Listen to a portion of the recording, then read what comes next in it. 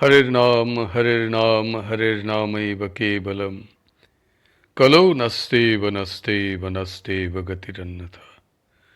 प्रेम भक्ति प्रदातारं आनन्दानन्दवर्धनं स्वर्णमयि सुतं वन्दे जोगमाया मनोहरं विजयवल्लभां देवीं विजयानन्दवर्धिनीं सदानन्दमयीं साध्यीं जोगमायां नमाम्यहम्।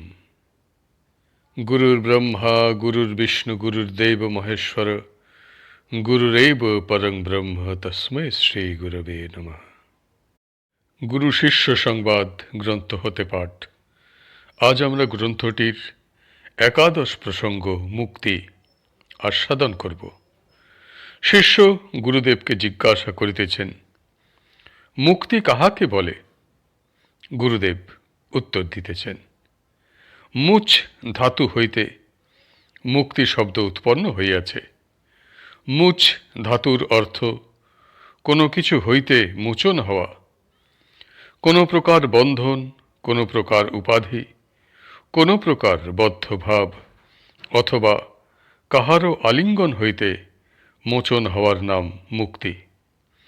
সত্য, রজ ও তম এই ত্রিগুণাত্মিকা প্রকৃতির আলিঙ্গনে আলিঙ্গিত হইয়া, অবিদ্যা দ্বারা উপাধিযুক্ত হইয়া, মায়ার বন্ধনে বদ্ধ হইয়া জীব কর্মের অধীন হইয়া পড়িয়াছে।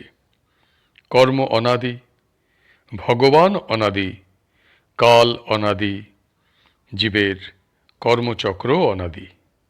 জীব অনাদি কর্মচক্রে পতিত হইয়া কুলাল চক্রের ন্যায় নিয়ত আবর্তিত হইতেছে। ধর্মাধর্মের, পাপ পুণ্যের, সুখ দুঃখের অধীন হইয়া কখনো নরক, কখনো বা স্বর্গ ভোগ করিতেছে। নানা প্রকার যোনি ভ্রমণ করিতেছে, পুনঃ পুনঃ জন্ম মননের অধীন হইতেছে। এই প্রকৃতির আলিঙ্গন হইতে, অবিদ্যার উপাধি হইতে, মায়ার বন্ধন হইতে, সুখ দুঃখ ধর্মাধর্ম ইত্যাদির হেতুভূত অনাদি কর্মচক্র হইতে উদ্ধার পাওয়ার নাম, পরিত্রাণ পাওয়ার নাম মুক্তি। জীবাত্মা শুদ্ধ বুদ্ধ মুক্ত স্বভাব। সুখ দুঃখ ধর্মাধর্ম পাপ পুণ্য সংকল্প বিকল্প প্রভৃতি যাহা কিছু আত্মাতে দেখিতে পাওয়া যায়, সে সকল জীবাত্মার সহজ গুণ নহে। জীবাত্মা প্রকৃতির নিকট হইতে, মায়ার নিকট হইতে এই সকল গুণ প্রাপ্ত হইয়াছে। প্রকৃতিস্থো অপি পুরুষো নার্যতে প্রাকৃতির গুণহি অবিকারাদ কর্তৃত্বনির্গুণত্বাজলার্কবৎ স ঈশয়র্হি প্রকৃতির গুণেষ্বভি বিসচ্যতে অহংকার বিমূঢ়াত্মা কর্তাস্মিত্যভিমন্যতে তেন সংসার পদবীমা বশো অভ্যন্তনিবৃতঃ প্রাসঙ্গিকৈঃ কর্মদোষৈঃ সৎসন্মিশ্রযোনিষু। ভাগবত তৃতীয় স্কন্ধ ২৭তম অধ্যায় প্রথম থেকে তৃতীয় শ্লোক। অর্থাৎ পুরুষ প্রকৃতিস্থ হইলেও প্রাকৃত গুণ সমূহে লিপ্ত হয় না, কিন্তু যখন প্রকৃতির গুণে আসক্ত হয় তখন অহংকার দ্বারা বিমূঢ় হইয়া আমি কর্তা ইত্যকার অভিমান যুক্ত হয়। সুতরাং প্রাসঙ্গিক কর্মদোষ দ্বারা সৎ ও অসৎ মিশ্রজনিতে জন্মগ্রহণ করিয়া সংসার পদবী প্রাপ্ত হয়। উল্লিখিত গুণ সমূহ যাহা জীবাত্মাতে সংক্রামিত হইয়া জীবাত্মাকে গুটিপোকার ন্যায় কোষে আবদ্ধ করে, তাহা জীবাত্মাতে নিত্যকাল থাকে না। তত্ত্বজ্ঞানের উদয় হইলে, ব্রহ্মজ্ঞানের উদয় হইলে জীবাত্মাতে ওই সকল উপাধি, ওই সকল বন্ধন নষ্ট হইয়া যায়।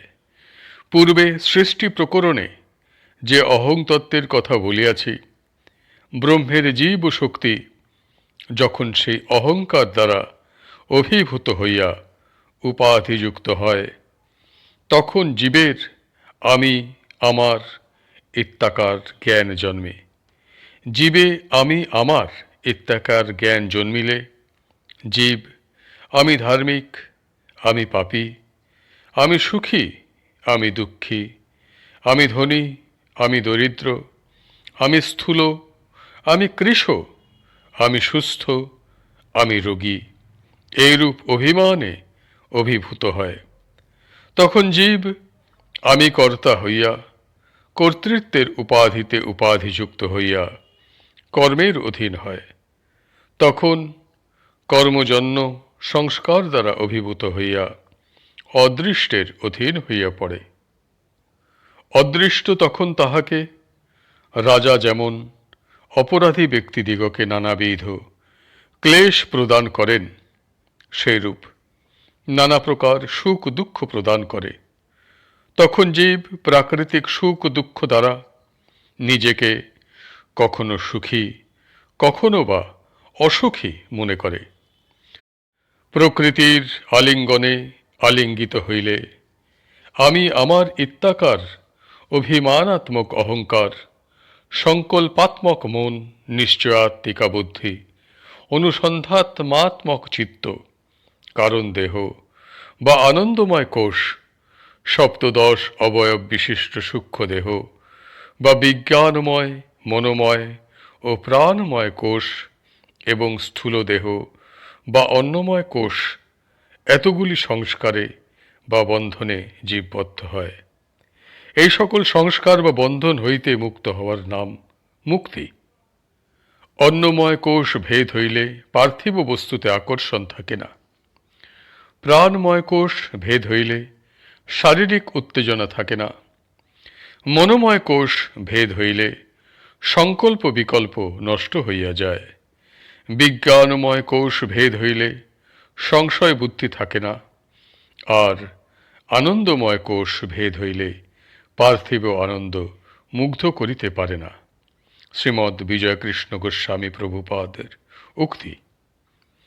জীব মুক্ত হইলে দেহের সহিত তাহার আত্মার যে বন্ধন, তাহা ছুটিয়া যায়। তখন জীবাত্মা দেহে অবস্থান করিলেও শারীরিক সুখ দুঃখাদি তাহাকে অভিভূত করিতে পারে না। রোগজনিত দৈহিক ক্লেশ অথবা অপর প্রকার শারীরিক দুঃখ তাহার একেবারেই থাকে না। তাহার মন, তাহার চিত্ত, তাহার অহংকার ইত্যাদি সমস্ত অন্তঃকরণ বৃত্তির কার্য তখন একেবারে নষ্ট হইয়া যায়। তখন তাহাতে ধর্মাধর্ম, পাপ পুণ্য, সুখ দুঃখ কিছুই থাকে না। আমি কর্তা, আমি স্থূল, আমি কৃশ, আমি রোগী, আমি সুস্থ, আমি ধনী, আমি দরিদ্র ইত্যাকার অভিমানের একান্ত নিবৃত্তি হইয়া যায়। তখন তিনি দেহে অবস্থান করিয়াও দেহের কোনো প্রকার ধর্মের অথবা গুণের অধীন নহেন, কোনো প্রকার অন্তঃকরণ বৃত্তির বশীভূত নহেন। কাম ক্রোধাদি দ্বারা তিনি অভিভূত হন না। কাম ক্রোধাদি রিপু সকল তাহারই অধীন, তাহারই আজ্ঞাবহ হইয়া যায়।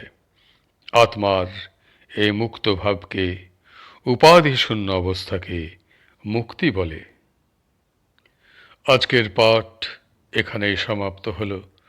হরি বল, হরি বল, হরি বল। জয় গুরুদেব, জয় গুরুদেব, জয় গুরুদেব।